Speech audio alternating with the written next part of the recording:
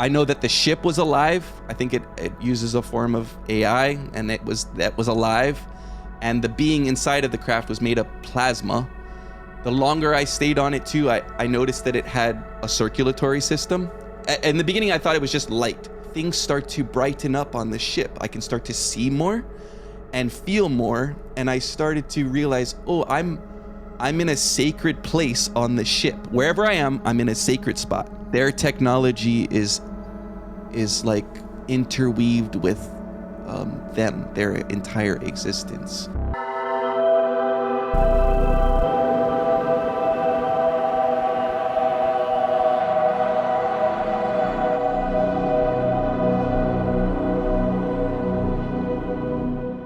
Welcome everyone to Cosmic Convergence, an experiencer-hosted podcast. Join us as we dive into the fascinating realms of extraterrestrial intelligence, consciousness, and more. Today, we are joined by experiencer Jared Taylor, who goes by MedicTaylor online. He was enlisted in the Army in 2004 as a 9-1W healthcare specialist, starting his journey with basic training at Fort Jackson. And after graduating, he was at Walter Reed Army Medical Center and specialized in allergy, immunology, and immunotherapy at Fort Meade. Jared has served with distinction, including a deployment to Afghanistan in 2013. And in 2019, he transitioned from medical command to pursue his dream in esports. He eventually helped create the U.S. Army Esports Program. And Jared is now retired from the Army, but has recently had personal UAP encounters that has transformed his life. And today we'll be learning a lot more about that. So thank you so much again, Jared, for joining us today. Thanks, Daniel. Thanks for having me. It's a pleasure. I'm very excited to talk and share my experiences. Yeah, and thank you so much for being on the channel. And this is part of what we do with the podcast, is we want to get everyone's story and every experiencer and what they've encountered. So we met it was about a year ago online doing, I think you met me through the TikTok, and then we started chatting like one of the times I was getting off of work, and we just started sharing our experiences. So yeah, I found you shortly. You say a year ago, I say it's a little bit more than that.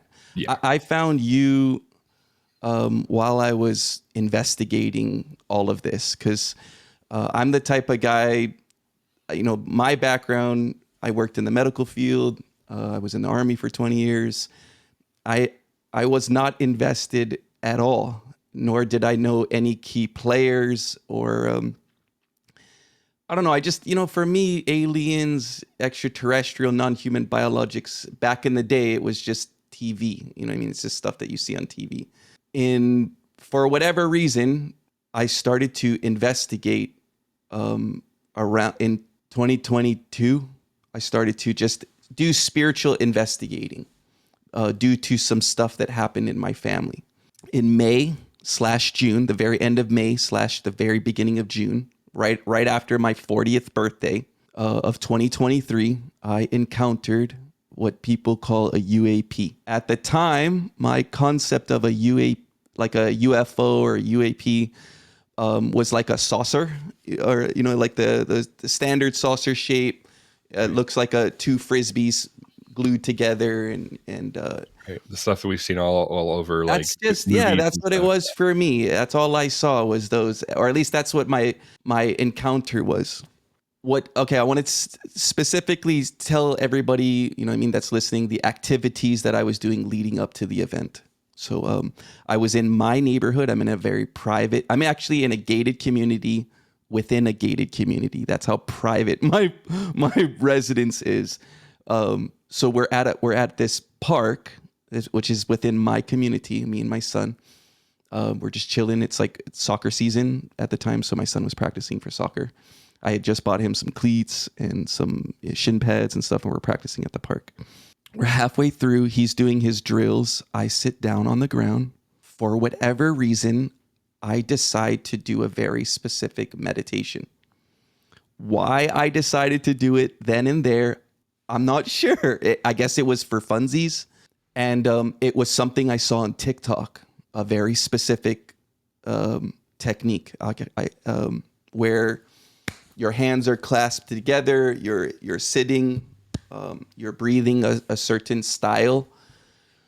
Your head position is in a certain way, and you're actually pumping blood specifically, flexing your abdominal muscles. It's a whole technique into to stimulate the pineal gland. And I sent a message out just for fun. I was like, I think at the time I was putting out like, if you're real, if you're out there, I want to see, I want to see the truth. I want true sight, something along those lines.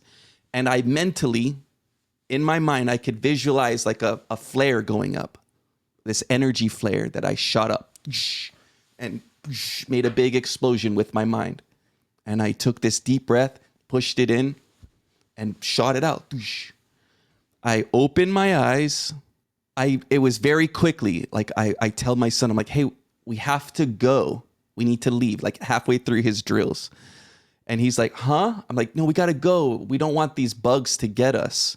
This is what I said to my son. So totally out of pocket. I don't know why I'm worrying about bugs all of a sudden. We start to walk down we're in a private road. So we're walking down the middle of the road. We're about, 20 paces, maybe 60 seconds from me shooting off this message. And I look up and slightly to the right, and there is this round, metallic, spherical, at the time I was calling it a UFO. I'm like, oh. And I remember looking at it, like just seeing it, and I just got to behold it for just a couple seconds. I'm looking at this thing, and I'm like, oh, I'm really excited because I'm like, oh, it's not like those. In my mind, I went through this whole mental process where I'm like, oh, it's not like you see in the movies. It doesn't look like that. It's making no noise. So I'm making all these observations really quickly. I'm getting really excited. My hand is extending out. I'm basically doing a Dane Cook. I'm like, I'm doing one of these numbers. Like I'm making a weird noise. It changes its orientation in space and looks at me. I see it's got a porthole, like it's got a porthole within a porthole, and then it shines me in the face. And like, my face flexes, my gums flex. I don't know. Everything is like flexed really intensely. And then it's just blank. It's all black. And then I get the sensation like I'm back. I'm looking at the ground now. I'm not looking at the sky. I'm looking at the ground now, and I'm laughing. And I have a whole sense of emotions. I'm confused. I'm laughing. I'm pissed off. And I'm confused, but I have lots of clarity at the same time. I'm like, wait, what? This is a weird sensation. And I look back. I'm like transitioning back up because I was looking up and to the right. It flashes me. I'm looking down. I transition back to looking straight again. My son is still walking. He's kicking a soccer ball in front of me. And I go to him, and I'm like, the first thing out of my mouth was, did you fucking see that? I say this to my son, did you fucking see that? And he turns around, he's like, what, Daddy? He's still, he turns around, what, Daddy, what? I'm like, did you see that?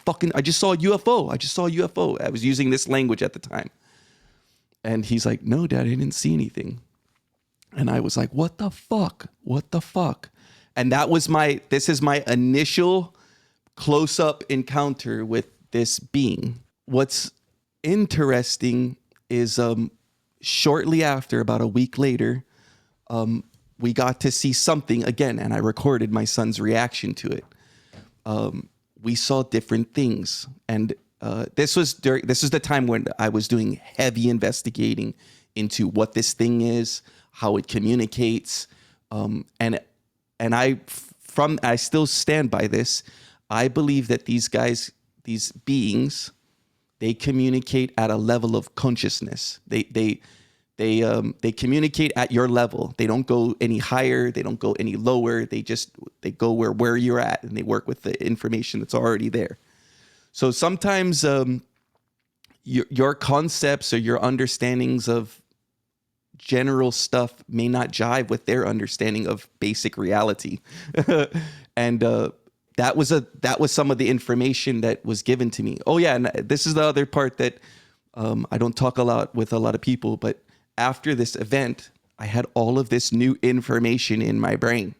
Most of it had to do with stuff that I never invested any type of energy into learning, but I had all this new interest in it, like geometry, anti-gravity technology, magnetism, electricity, just all of this new fascination. And the biggest one was language. It was telling me, like, from the very beginning, it was like, hey, if you want to communicate with me, you need to change your language. And I was just like, what do you mean? And as I started to refine this and start to investigate further, I started to uncover that I had junk definitions. I had junk mind processes that were not serving me, that actually were holding me back. And all of this was very uncomfortable for me because I had to deal with stuff that I guess I had been putting off. And when you get this type of light shown on you, it's like showcasing every single part of your body. And it showed me parts that I had let decay and fester and become yucky, especially parts of my personality. And that's a weird thing to have a higher dimensional being show you this stuff. But just to dial it back to my son's encounter, we did this kind of the same thing. We were at the park. We're on our way back from the park, and it's in the evening. Just keep in mind too, this first encounter was in broad day. It was a broad daylight encounter. I'm talking, the sun was still out when I saw this thing. It was very clear and it was very close. And this metallic object was smaller than you would think. I kept thinking, they're going to be bigger than a 747 or a helicopter, like a Chinook or something like that. No, this thing was smaller than a sedan. It was smaller than a car. If a human was going to get in, probably one person could get on one of these. It was small. So really, really quick, before we move on to the next event with your son, first of all, when you talk about the light coming into your face and it's kind of like you have this locks you in, and then, the next thing you remember is you're kind of like looking down and you're looking down, yeah. Emotions.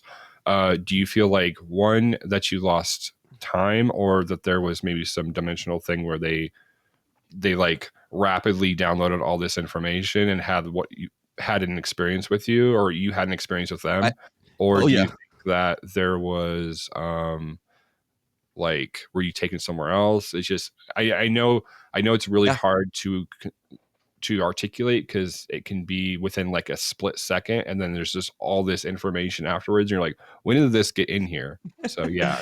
Yeah. So so this is my theory on this. It's like having a whole experience in the flash of a moment. Like, and it's hard to like the way that my understanding of time is they understand it different and better. They have mastered light and sound, and they, like that's their play area. They understand that obviously it heals, because I experienced some healing from this event. So did your friend, And this is the thing, I'm noticing this as a trend as I start to do my investigation, especially in Catholicism, as I started to read more about all these like holy people that were healed. When I say holy, they're made complete. That's part of the healing process, is this awareness. I think that's a big piece of it, is understand that. I think that has to do with some of the remote viewing. It's just theory. I'll dive back on that later. But okay, sorry, I got off topic with your question. When you have the experience with the beings, and they'll have an event or an encounter with you, you will have everything. It's all in just a moment. I apologize. Yeah, and then it's also like you're almost like you're a USB stick and you're plugged full of terabytes of information like that, and then you've no idea what to do with it, and it will either come out in time, or there will just be stuff like there. And I know I've personally experienced that, and I know many others have shared that as well. But you were articulating then, like there was bits of information about like geometry, spatial travel, all these different things that you've never looked into before, and then wasn't interested. I just never spent any time, playing in that area of thought.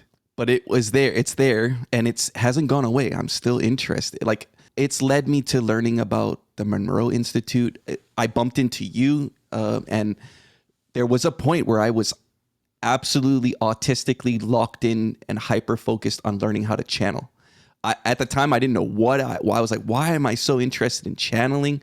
But it was because it's like, that's the catalyst to get this information out. I have to, you know what I mean? The data is still there. It lives rent free.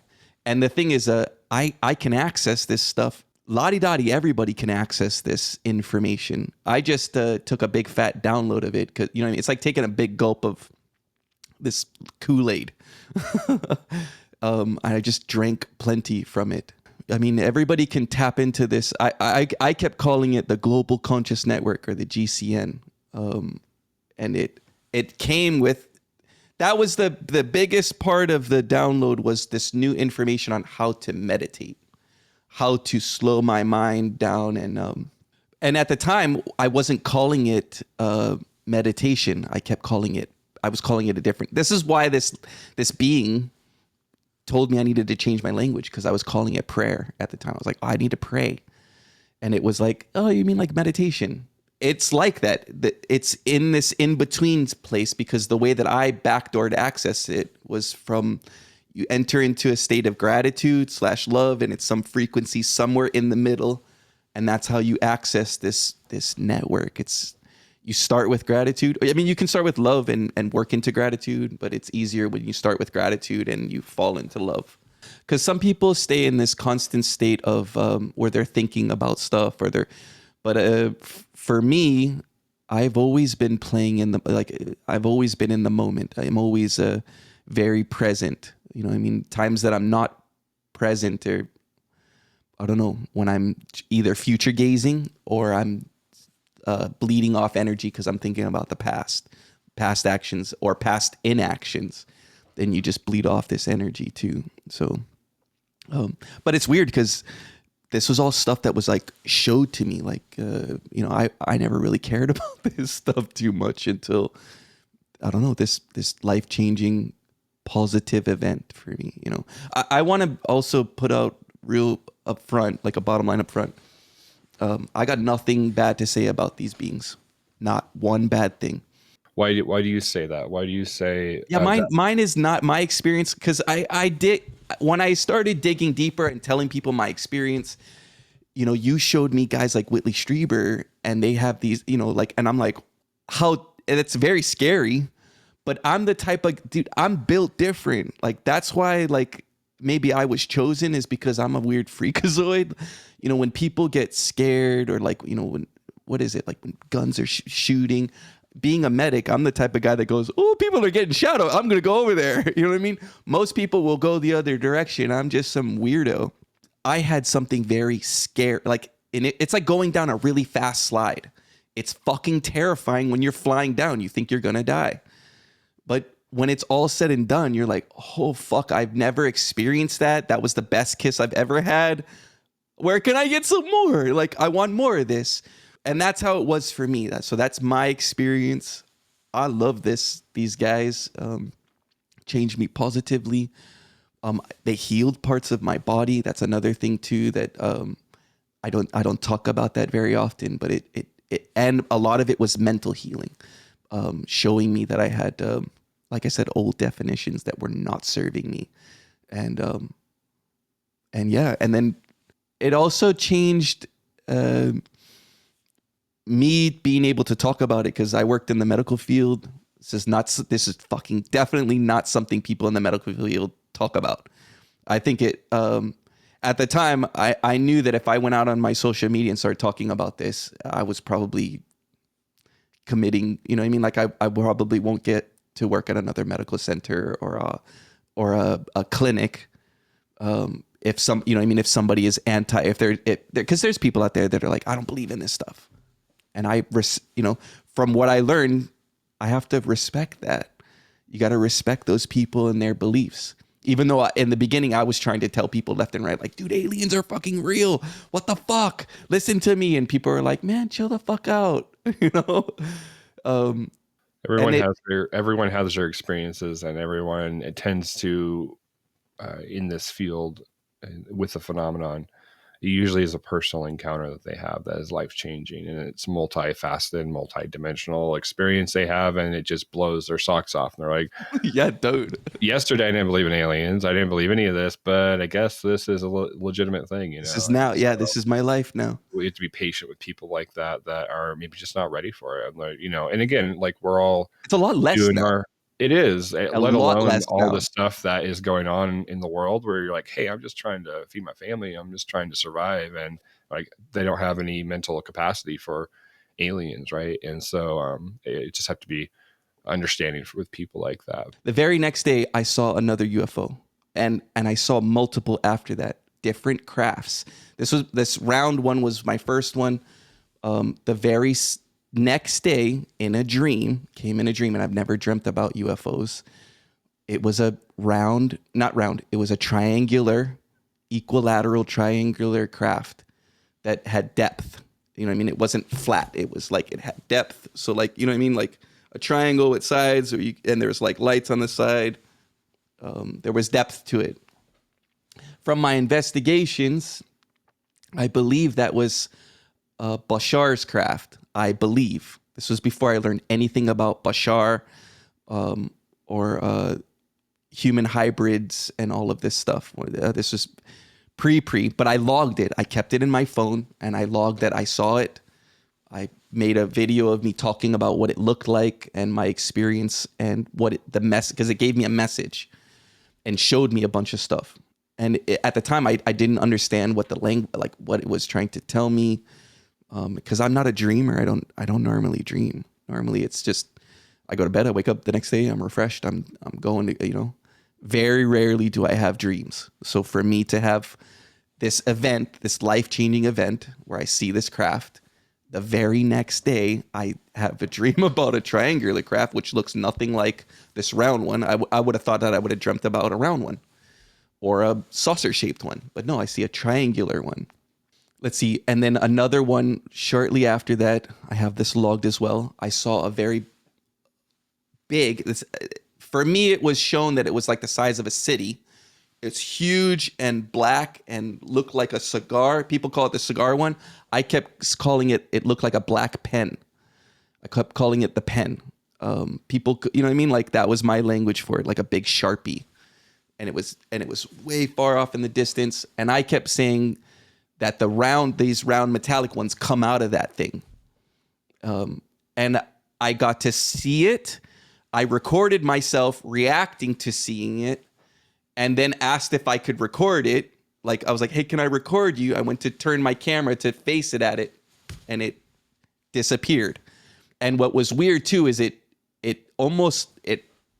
hurt my brain, because at the time I was communicating saying I want to record it and show it to just my family. At the time I was still trying to convince myself that this was all happening. I'm like, this is real, right? I'm not having a breakdown. It cloaked itself because I guess my mentality was still like, hey, I'm still trying to segregate and be like, it's just for me and my family. You know what I mean? It's just for me so I can keep my own peace of mind. And I think it was trying to tell me like, no, this is not just for you. This is for everybody. It's not just you and your family. This is for everybody. We're doing it for this planet.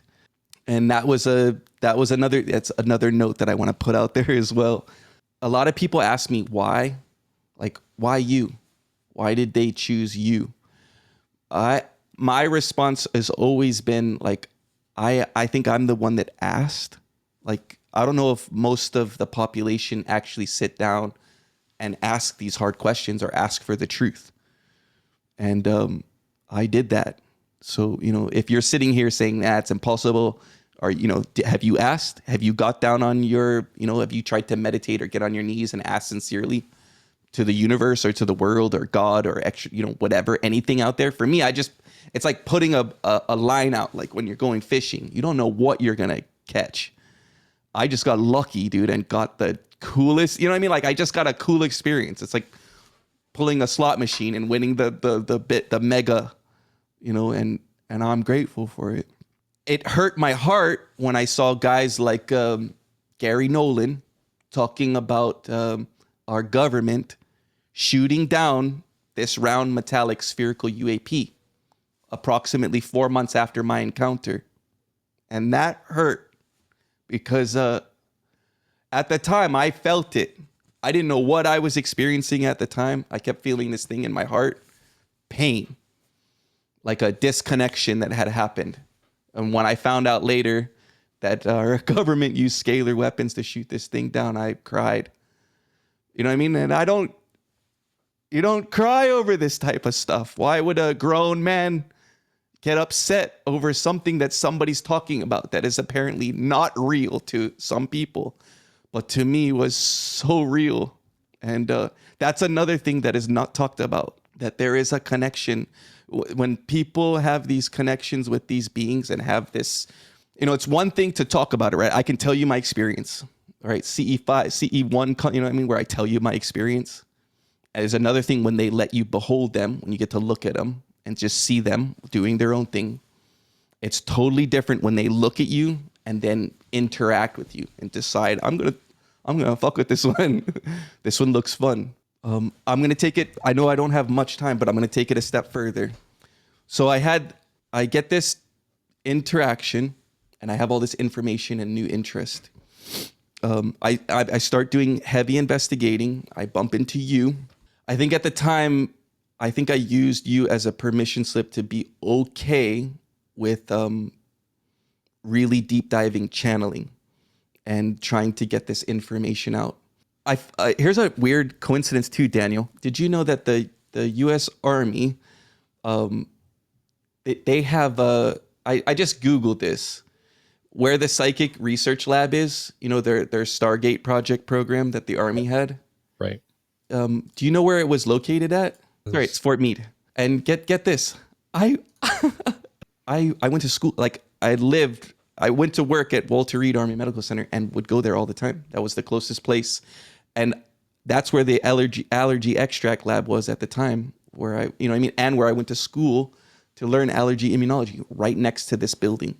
I just found that a weird coincidence too. I have some weird stories about that place too, but we'll save it for another time. I have this event. 4 months after I bump into you, I get into the channeling and learning and practicing, and I have a breakthrough event where I turn on my camera. I enter into, basically I do this whole, it's a process. It's kind of a ritual, I guess you could say, but there is some buildup.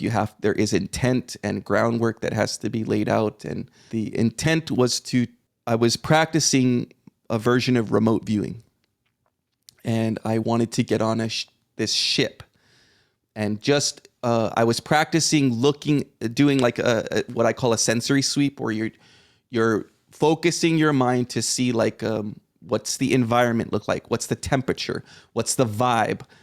What's the lighting conditions? How many people are on board? I'm trying to basically gather as much data as possible.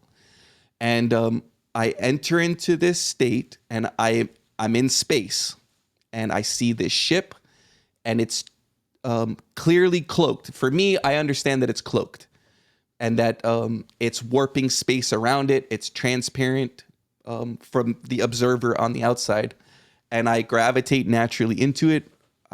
I'm inside of the craft, and it's very dark, like super dark. And I'm on the ship. Like I can feel myself on the ship. I'm wearing regular civilian clothes, and I'm trying to do a sensory sweep, and it's really dark. And I don't realize that as I got my bearing, I'm on their ship, but I'm facing a wall. I didn't realize it at the time. I thought I was, I'm looking around, I'm like, well, if I can't see anything, it's really dark in here. And then I put my hands out because I'm doing this sensory sweep, and I realize, oh, there's a wall in front of me. And I start to feel it, and it's like, to me, it felt like bioorganic material, like it was alive. Well, once I figured out where I was, it looked like, you know what I mean? Like when you push on it, it like if you pushed on a tree, you know how it kind of gives in a little bit, it moves. It was like that. It was a little, like it moved a little bit. it looked like a tree. Like I called them pillars, but they looked like these giant organic trees that were built into this ship. As I started to do more of a sensory sweep, I kept trying to figure out like, what's the vibe? What's the vibe? And as soon as I started to try to feel it, I started to giggle. On my recording, I'm laughing like, ha, ha, ha, oh, the vibe on here is good. You know, it's a good vibe on the ship. Like it's uplifting. I don't know. I feel good. I feel connected. And I start to chuckle and laugh.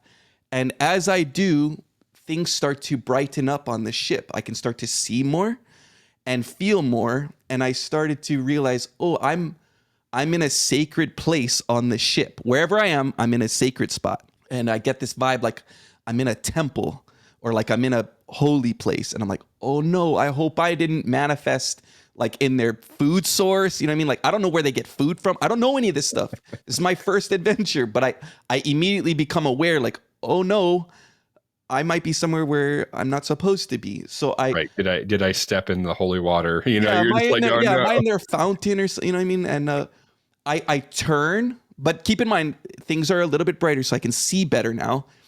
Now that I can feel the vibe when I tapped into the vibe of their ship. I look and there's a dark figure that I notice, and it startles me a little bit, like it right here. It startles me here. And I go like, oh, I'm just looking at the ship. Don't mind me. I'm just looking around, touching stuff. And I look back again. Like I look at the ship, like, you know what I mean? I'm doing this whole thing where I'm like, oh, don't look at me, whatever. I'm over here just investigating. I look back again, and now there's two of them. And there's one the one that was close was still there. And now there's one further down this whole, like this grand open, I don't know, I called it like the church or the temple. We're in this like big open space. And I look at this guy and I'm like, I'm just looking around, you know, whatever. And all of a sudden this thing gets right in my face. I'm talking right here. And I'm a little like weirded out about it, but at the same time I'm like, I'm fine. You know what I mean? Like I stand my ground. I don't move. I don't try to touch this guy. I maintain, because keep in mind, there's a whole ritual. Like you have to be in this proper state in order to do this. But it gets right in my face and it says to me, I want to communicate. And I channeled it. I spoke out loud what it was saying to me. I want to communicate. And I just remember at the time, like, oh, you're talking through me. This is new. Never had this. You know what I mean? Like, and I explained like, hey, what's up? I'm just looking around. And I break the connection. And I have this on camera. I break the connection, and I'm back here in my office, and I'm having difficulty breathing. All of a sudden, I'm like, I'm choking. I'm like, what the fuck? I can't breathe. And I settle back down, make the connection again. I'm back on the ship, and they're like, the one that's further away is now close, and he's giving me a piece of technology. Something that covers my mouth and something that goes around my throat. And I like as soon as he puts it on me, I tell him, oh, thank you. Like I'm talking out loud. Thank you. I was having difficulty breathing. And they basically tell me, you need to be still. You need to be calm. We're checking you out. We don't know what's going on. And they're basically like hitting me with this light. They're just like, dude, just chill. Take it easy. And I'm like, hey, bro, I'm doing my investigation. And so keep in mind, I have such a military mentality. I'm trying to accomplish the mission, which is I'm trying to look at their ship. So I start to continue, you know, I'm touching around and stuff. I'm still looking around. I dematerialize, I guess, somehow. And I'm like, I'm still roaming through the ship. I float out of the ship again, and I'm like out. I'm like, oh no, I don't have my equipment on. I'm having difficulty breathing again. I go back onto their ship, and I'm floating around, and these guys are chasing me through their ship, quite literally chasing me, and I'm having a good time, fucking around, looking around, just laughing. I'm basically still in a state of like, this cannot be real. This is so weird, but whatever. I'm just playing. At this point, I'm just having fun, and then they get a hold of me, and they bring me into this space that I call the room. In the room, there's like a it's all like this muted gray color or brownish gray. It's like this off cream color, and everything is like melted. When I say melted, there's no hard edges. Everything's smooth. It's all together. Yes. Yeah, it's all, looks but like it's made to look like a standard U.S.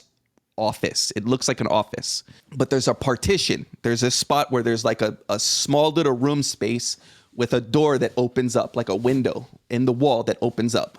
And they're basically saying like, go over there, go to the partition. And I'm like, okay. And they're just like, just relax. They're gonna look at you.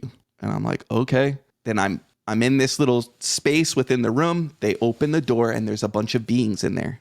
And they just look at you. When they look at you, I don't know, they're just looking at you. As they're looking at me, I get pulled out of this channeling state. I'm back in my office. I'm like, whoa. I'm just sitting there for a second. I'm like, what's going on? This is so weird. And then same thing. I start to cough again. I make the connection. I'm back. And now the partition is closed. And they're just like, all right, whatever, you're all done. Now I'm not standing in there. I'm now laying on a table. They're just telling me, dude, just relax. Take it easy. And they hit me with what I kept calling pink. They kept hitting me with this beam of pink. And it felt like I had smoked like all the joints. I don't know, or like took a big fat hit of like morphine, where you just feel super relaxed and you're just like, fuck, I'm good. But that's what they did. They hit me with this color of pink. I remember my whole body feeling really hot and really good. My feet like got really swollen, and I was just, in a good way. Like, and then I was back, and I was, at the time I was like, oh my God, this is real. And that was my first breakthrough with doing this channeling / remote viewing / well, I don't know what I was doing. Most of the time I just call it having fun. And when did that happen exactly? August of 2024. Did you get any more details of the beings besides them being kind of like just a shadowy? They were, yeah, I mean, dark, like they're dark gray. I'm such a guy that I don't really care so much about looks. That I didn't, I don't know. I didn't observe it as much. I remember not putting a lot of interest or energy into looking at them, because at the time I was just trying to look at their ship. I didn't even think I was going to encounter anybody, let alone like step foot in their sacred space. You know what I mean? Like their holy place. And I don't know what it was. Still to this day, I don't know what it was. It could have been their food place. It could have been where they sleep, or a regeneration chamber. I don't know. It just was an open space. More of this information, like it showed me other things too. Like after I did this, more of the channeling and started getting more of these memories, it showed me stuff that was personal. It showed me family related stuff. I asked really hard questions too. Like I asked how big the universe was, what the shape of the universe was, where I was in the universe. I asked all these hard questions.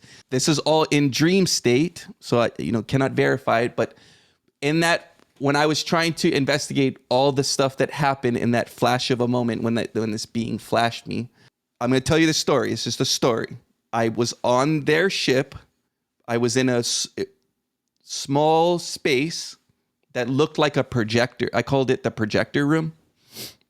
It's small. The being was behind me, and it was made of, I kept calling it plasma. I was like, oh, it's made of plasma. That made sense to me to call it plasma, a living electricity, or I just kept calling it plasma.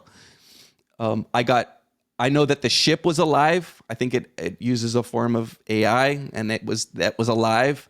And the being inside of the craft was made of plasma. The longer I stayed on it too, I noticed that it had a circulatory system. In the beginning, I thought it was just light. The longer you stay with these beings, you start to see that they have a body. I saw a circulatory system, but I could never see the face. It's just like a ball of light, you know what I mean? Or it's just too bright for me to behold, at least at that current state in my life. I couldn't behold their face, the personage. They were taller than, those beings, it was tall. But anyways, I'm in this room. They gave me gloves that only worked on the first 3 fingers of my hand. And when I was in the room, I knew how to I don't know. You just know how. I remember the guy at the time, this being, praised me for being very intuitive. And I remember at the time saying, dude, I'm a huge gamer. You know what I mean? This is all easy for me because I gamify everything. And I remember at the time it was like, more people should play games, but I don't know. That was how I was able to ask those questions. Like, how big is the universe? What's the shape of the universe? It showed me it. And at the time it didn't tell me, it didn't speak my language. It just showed me. It showed me, this is through investigation. It showed me the inside of a toroidal field. But at the time, I didn't know what it was. I kept calling it the bubble. I'm like, what am I? I'm in a bubble. This is so weird. It responded to my voice. It changed color and shape as I spoke when I was in this projector room or the game room or whatever you want to call it. It was like a holographic projection of whatever. I think my thoughts is I think it was a time travel. I think it was a time travel machine because it let me go back to 1993 Honolulu, Hawaii. It let me go back to Waialae Avenue, floating in front of St. Patrick Church. This was part of when I asked where I was in the universe. It brought me there. It showed me stuff in my own family that I was like, dude, this is drama. You wait till I talk to my mom about this. And I brought it up to her, the stuff that it showed me. And my mom cried and like told us like a family secret. And I'm like, what the fuck? Which was also, it was just more verifiable data for me. You know what I mean? From my point of view, from an investigating point of view. That has been something that a lot of experiencers we've interviewed have explained, of a hologram room where they're able to show them anything in the universe. It's all recorded backwards, forwards, in time. Also the beings being in light forms or orbs of light, either in soul form or they are able to manifest bodies. These are all things that are seen on craft. So not weird at all. Yeah. Well, from my understanding, they have mastered life. They mastered it. They can float through time. And I think it has to do with their technology. They if they don't want to be in physical form, they can be in what they would call a spiritual form. But I think that their consciousness is transferred into their devices, their ships, and they get all this. There's just so much. It's hard to explain or articulate, but their technology is like interweaved with their entire existence. Yep. They and whatever, when they're done, you know what I mean? If they don't need to be in physical form, they go back to being in a state of whatever, this different state, this altered state, where they're still existing, but in a non-physical form. And that's something that I think the general public this is my own take on it, but I think that the general public is going to understand it more once more tech starts to come out to the general public. Like, we're seeing it. We're seeing these big companies move in that direction. I've already made predictions about what tech is going to be coming out in the next couple of years. I'd be surprised if it doesn't come out. You know what I mean? I'm excited. I'm such a tech nerd too, that from what I've seen, from what they've told me, the world is changing. It's going to change really quickly. The first step was just a level of consciousness shift, which they from the very beginning, they showed me these 2 fingers, like, and how close we are for a big evolutionary shift in mankind. It has to do with reaching a point where we all collectively say, we're not going to kill each other type deal. Once we get to this point where, but we have to be able to accept that there are going to be people out there that are going to be fucking pissed and are going to want to yell and scream and fucking break things. And we have to be okay with that. We got to be like, we have to tell people, get it out, baby. Get all that fucking anger and pain out. I think that's the next shift in our evolution, is saying that we're not going to kill each other anymore. But it's hard. People got history, hundreds and thousands of years of injustice and inequality, and people want there are people that still want payback. They're pissed. And, but those people have to, I don't know, turn the other cheek type deal. I don't know how it works. They got to be the bigger person. They have to be the one to make the change within themselves. Like when people were saying, things are going so, and then they bring up whatever doom and gloom.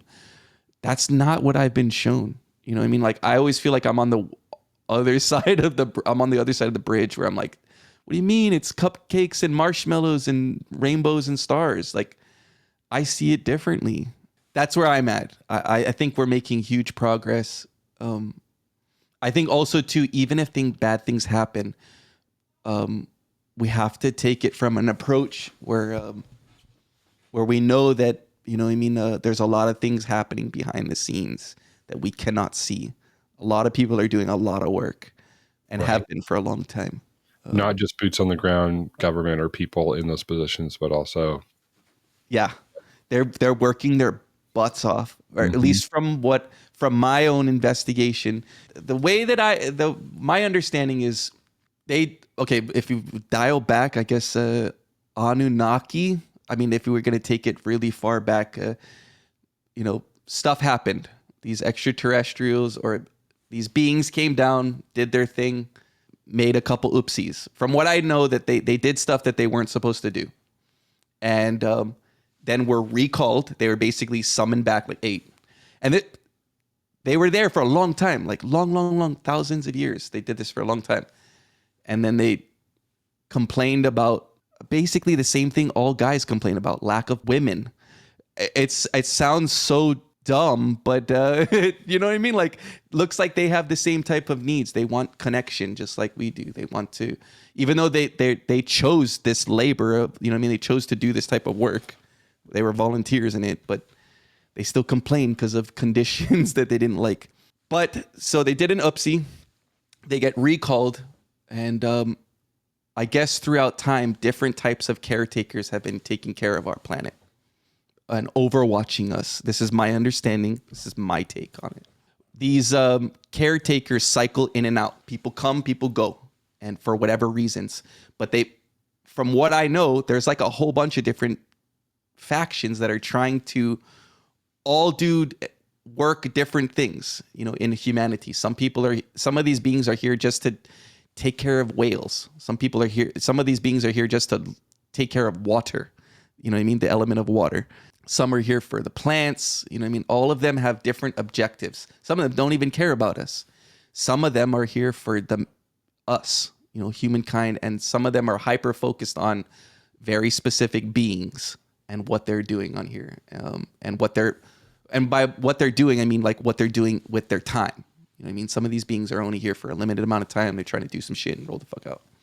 And the caretakers that we had for a long time, I guess, did a shift of the guard.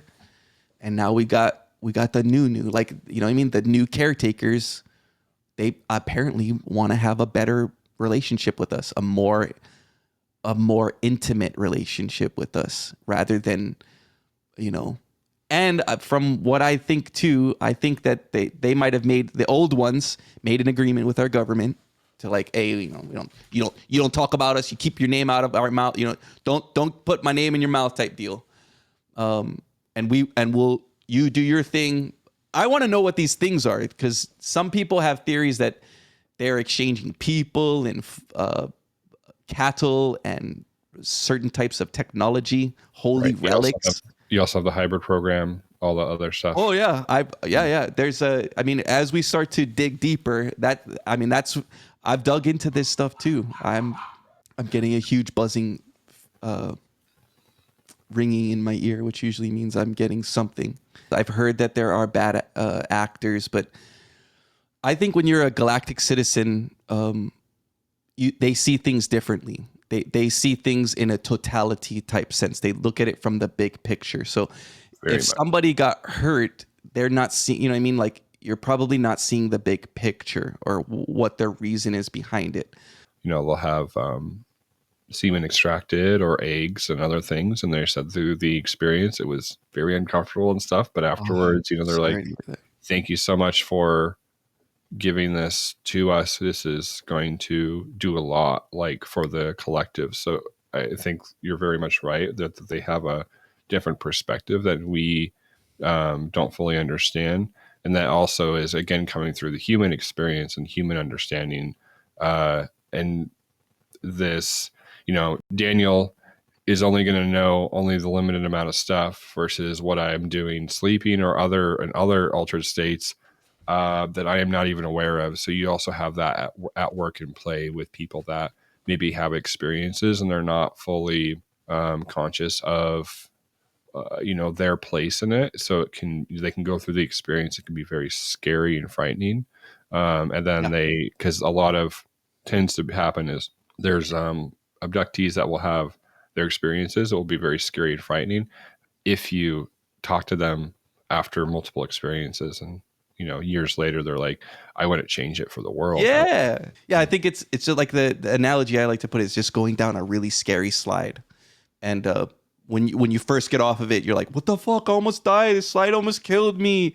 But then something in you, like when you're like, wait a second, that was fucking amazing.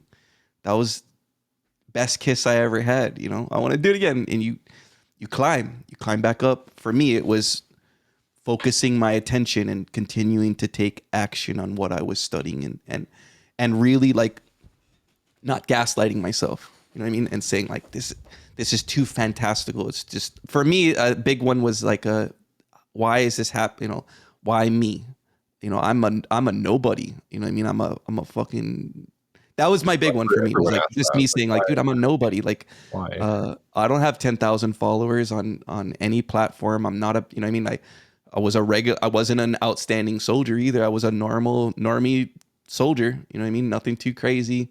But I think that it's come full circle. I had the balls to ask for the truth. It's a willingness. Not a lot of people ask. I think the majority of the population either don't do it because they think it's, people have been programmed to think that it doesn't work, so they don't try. You know what I mean? Like, why try to turn on the TV if you've been told for 100 years, TV's broke, bro. Don't even fucking try it. Put that on the remote, bro. Don't touch it.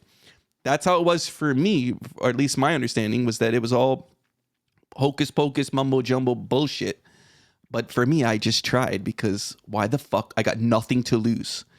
And I did it. And I'm telling you, I got a response. I wouldn't change it. Just like that lady you're talking about, I wouldn't change it for the world.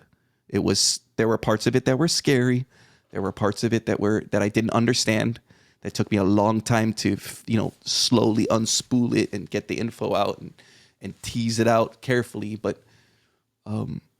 my big thing is just learning how to talk and normalize like this type. I mean, it's so fantastical. Somebody's probably going to watch this and say, this guy's fucking Looney Tunes, bro.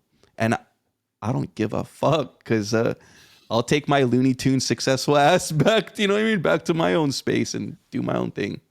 I think a lot of people are surprised by how many others out there that Yeah, come across. I'm one of them. I don't know how many times I've went and got, by the place I work, we have like a chicken restaurant, and I go there and talk with various people, and I don't know how many times they've shared stories and experiences, and I'm like, yeah, right there with you.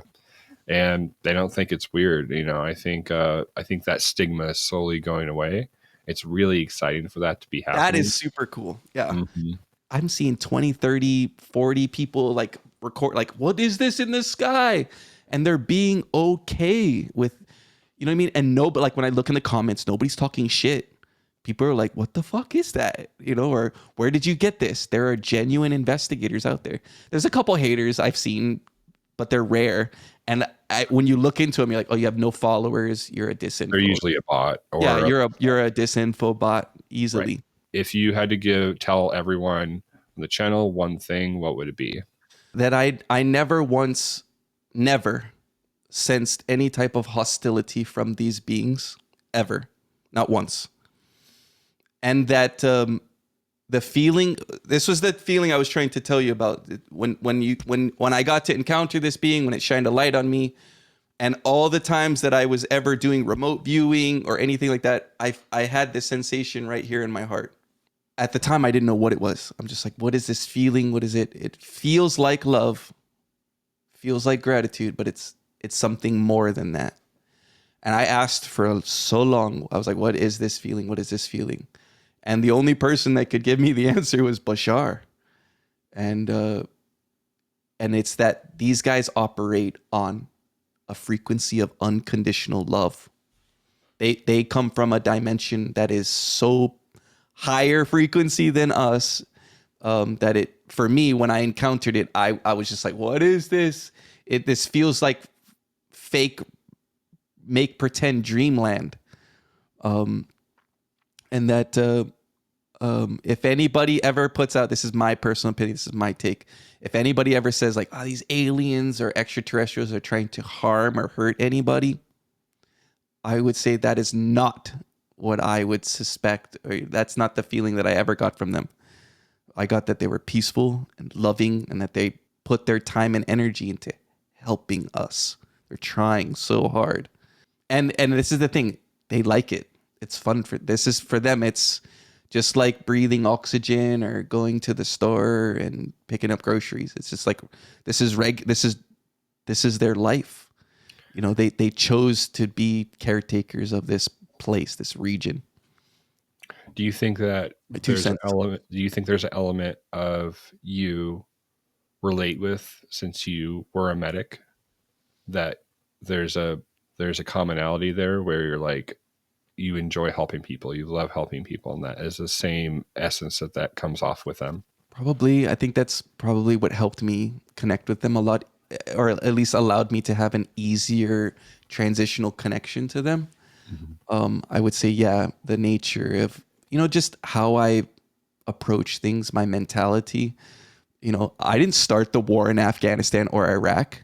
I didn't. When I joined the army, we were actively at war with two countries. But I decided, I'm like, I want to clean it up. I want to clean up I didn't start this war, but I'm going to go clean it up. I'm going to go clean up somebody else. You know what I mean? Like, it takes a special type of person to dedicate a large portion of their life to a very specific cause. You know what I mean?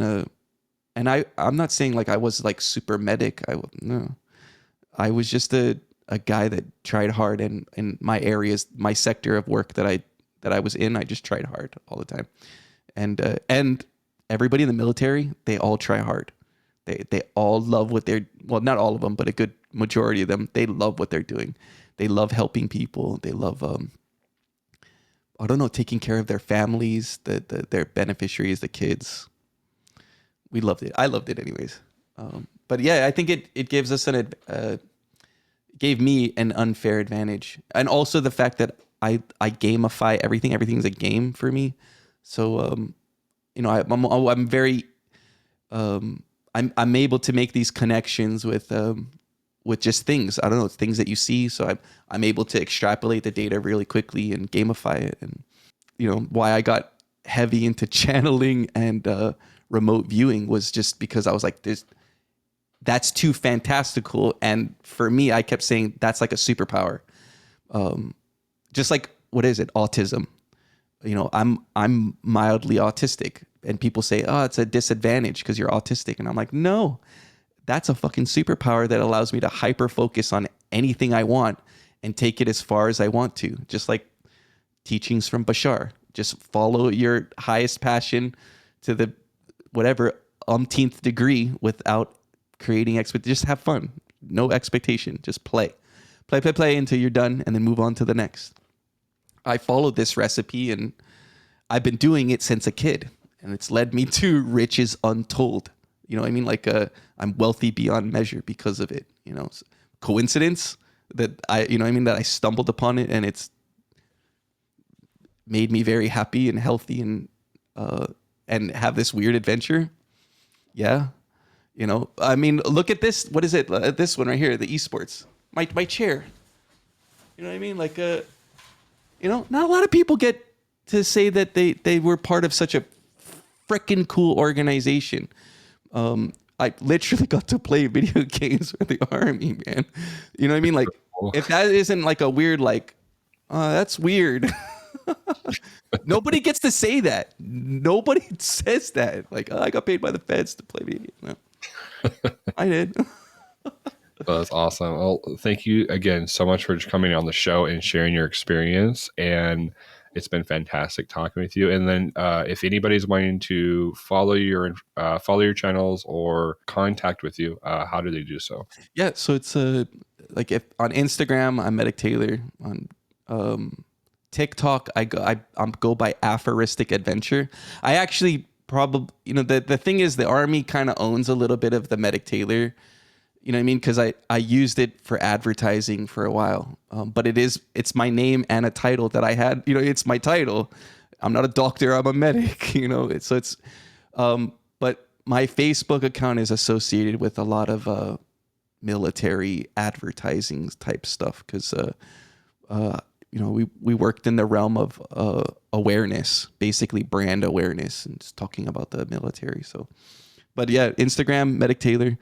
TikTok is Aphoristic Adventure, and same with my family too, like my wife and my kids.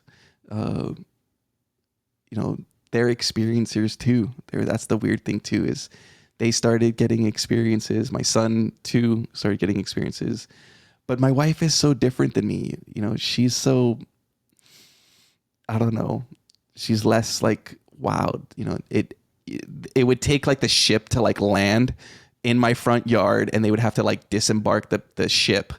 And even then she probably wouldn't hoot. She'd just be like, "Oh, hey, what's up? You guys coming in?" She'd be so weird. Like, she'd be all chill. I'd be over here freaking out, be like, get in my fucking house. Yeah, we're about to throw a party right now. But she's so chill, I don't know. I'm grateful that I have her. I think she's like the perfect counterpart. When I get too hyped, she's like, chill, bro. It's good to have that balance. Anyways, Awesome. Daniel, good talking with you. Thanks for coming on the show. I really appreciate it, and look forward to talking with you again. And everyone, make sure that you go follow him, and also like, share, subscribe. Thank you for joining us in Cosmic Convergence. Thank you, everyone.